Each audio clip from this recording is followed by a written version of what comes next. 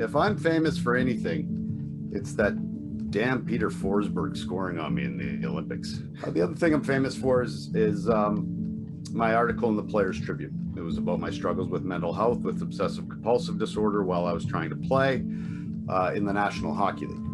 So 6 weeks after I got this, I think with the story, I'm in a bar with some friends and I just start getting these dark, repetitive thoughts that won't go away, that are distressing. And I'm getting tsunamis of almost like getting hit with a taser with anxiety and panic attacks. 4 weeks after that, I got to call my mom out because I need help. And we go up to the top of the Empire State Building, and I look my mom right in the eye at the top of the Empire State Building. I'm having wave after wave of panic attacks and all these repetitive negative thoughts that I didn't know what they were. 24 hours a day, 7 days a week. And I looked my mom right in the eye, and I looked over the edge at the Empire State Building, and I told her I wished I could jump off. And she started to cry. So the New York Rangers win the Stanley Cup, and that's what this photo is. So I get my picture taken with the Stanley Cup, and you could never tell that that kid was having panic attacks, and I could barely get out of bed that morning. I don't want these repetitive thoughts 24 hours a day, 7 days a week. So I made an attempt at my own life. I was about 5 seconds away from being a statistic because I had a sliver of hope, and I didn't want to end my life. From there, I would hide for the next 3 years. And my second year, the wheels come off.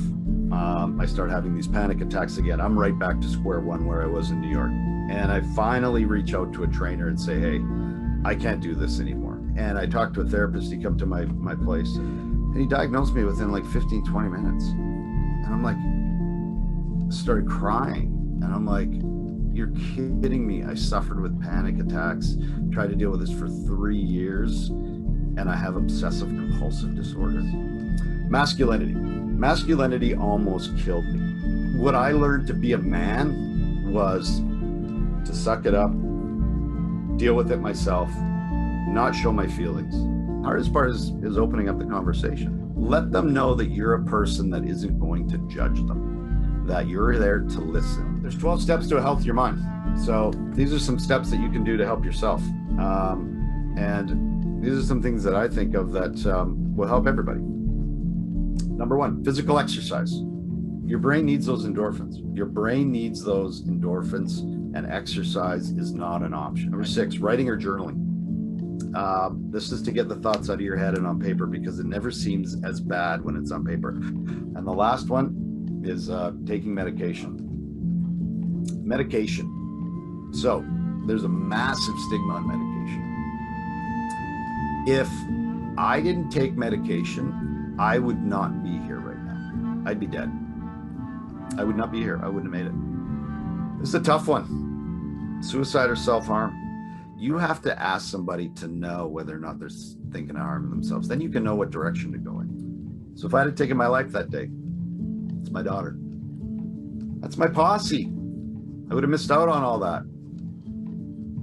So if you're thinking of harming yourself right now, there is answers. I don't know where everybody is in this room or whatever, the Zoom call. Please go get the help. It gets better. I am living proof that it gets better. These are all people with mental health issues. Tell me any of these people are weak. They're some of the strongest people I know, and every one of them went and got help. There is hope and there is help, but you have to be willing to go get it.